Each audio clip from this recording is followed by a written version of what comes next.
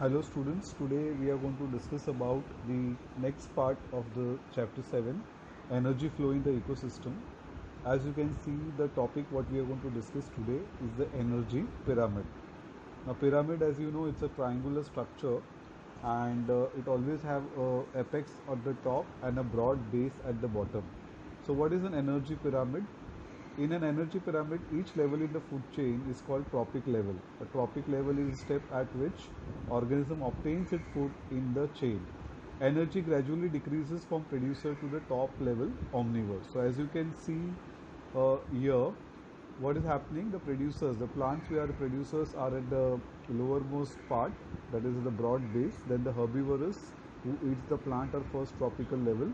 Then the second tropical levels are carnivores, and then we have a third tropical level that is called omnivores. Omnivores which eat the plants also and the animals also. The plants number is higher, followed by herbivorous number is lower, followed by carnivorous number is much lower, followed by third tropic level omnivorous number is much lower. And that's why if we count the number of organisms in each level and we make a plot or we make a triangle, this triangle is called as what? Energy pyramid. So as you go on the top, the energy available is also less.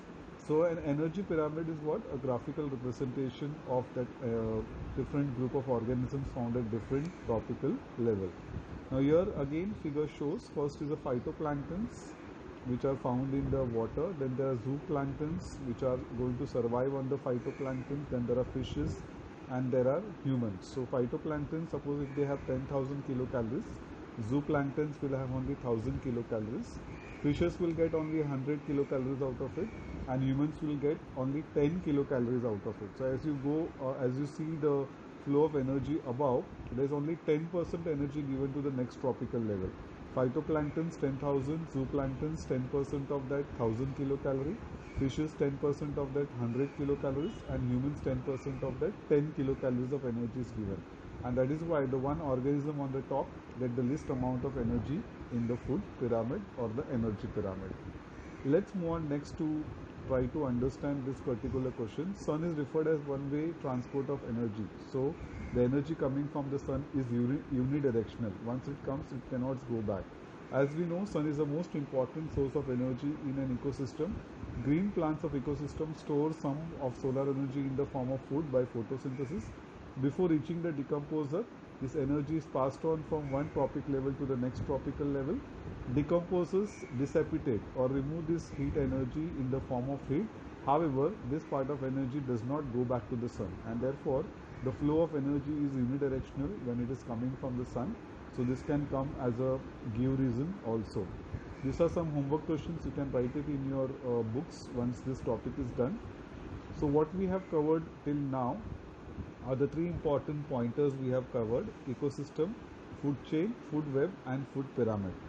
Now we have a second part of the chapter where we are going to discuss about keywords. That is, we are going to discuss about something called as biogeochemical cycle. So we are going to understand what is biogeochemical cycle, what is, and three important cycles we are supposed to study.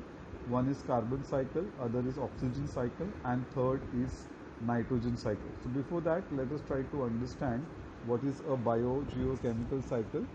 The energy flow in ecosystem is one way, that we know, but the flow of nutrient is cyclical. जो भी nutrient flow होते हैं वो cyclic manner में flow होते हैं. All organism needs nutrient for their growth. Study the various components in figure given there. We'll see the study this. The cyclic flow of nutrient within an ecosystem is called as what? Biogeochemical cycle. I'll repeat. Cyclic flow of nutrient within an ecosystem is called as what? Biogeochemical cycle. Now, if you need to understand this, we'll take example as you can see in the slide here. What is shown? There are living organisms which are biotic component, there are non-living organisms which are abiotic component like land, water, air, and there is cloud formation is shown and the rains are shown. So what happens in all the three things? There's a constant interaction, there's constant flow of nutrients and energy which is taking place in the living organism. So from non-living things, living organism take the nutrient and again gives it back to the atmosphere. So this cyclic flow is called as what? Biogeochemical cycle.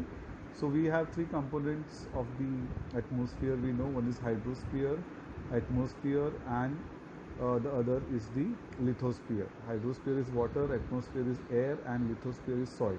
The cyclic flow of nutrient within the ecosystem is called biogeochemical cycle. Movement of chemical substance because of the biotic and abiotic component is also known as biogeo, or also contributes to the biogeochemical cycle. So we have two types of biogeochemical cycle. One is a gaseous cycle and the other is called as what? Sedimentary cycle, where the nutrients are going to be present either in soil or the water. So a gaseous cycle is accumulation of main abiotic gaseous nutrient material found on the Earth's atmosphere. It involves nitrogen, oxygen, carbon dioxide and water vapor. These all are the part of gaseous cycle. Where the sedimentary cycle is accumulation of main abiotic nutrient material found in soil, sediments, rocks of the earth. So as I said, either the water or the soil there will be found. That cycle will be called as what? Sedimentary cycle. This includes soil component like the flow of iron, flow of calcium and flow of phosphorus. This all contributes to the sedimentary cycle. So if the element is in the gaseous form, it forms the part of gaseous cycle. If element is found in the soil or the water and it is flowing, it will be called as what? So rudimentary or sedimentary cycle. We have oxygen, carbon dioxide, nitrogen and inert gases as part of composition. Let us discuss the first important cycle, that is a carbon cycle. So as you can see here, circulation and recycling of carbon from the atmosphere to living organism and after that back to the atmosphere is called as what? Carbon cycle. So carbon is there in the atmosphere. From the atmosphere it goes into the plants in the soil. From the soil it goes to the plants and animals. From plants and animals, when they die, again this carbon dioxide is returned back to the atmosphere, and the cyclic flow of carbon from atmosphere to plants and animals and from plants and animals back to atmosphere is called as what? Carbon cycle. So what is the form of carbon available in nature? It's in the form of carbon dioxide. Plants take this carbon dioxide during photosynthesis and fix this carbon dioxide and produces carbohydrates, and when we eat up these plants we get these carbohydrates in the body, and during respiration these carbohydrates are again broken down to carbon dioxide. So either by respiration or by decomposition or by combustion, that is burning of fossil fuel like petrol, diesel, coal, we get release of carbon dioxide that goes back into the atmosphere. So what are the two important processes involved in carbon cycle? One is fixation of carbon in the form of carbon glucose by photosynthesis, and second is the respiration. So first process, as you can see, 6 CO2 plus 12 water molecules in presence of sunlight and chlorophyll that happens in plant. C6H12O6, 6H2O and 6 O2 molecules are formed, and this is my photosynthesis reaction. Whereas if the same carbohydrate when taken up in the mitochondria of the cell when we are respiring, this carbohydrate C6H12O6 is oxidized in mitochondria to produce 6 molecules of carbon dioxide, water molecules and energy. So photosynthesis is a way in which carbon dioxide enters into the plant, and respiration is way in which carbohydrates are broken down to carbon dioxide and carbon goes back into the atmosphere. So that is how the main carbon cycle works in the atmosphere. We also have another two cycles which will continue and will complete in the next video.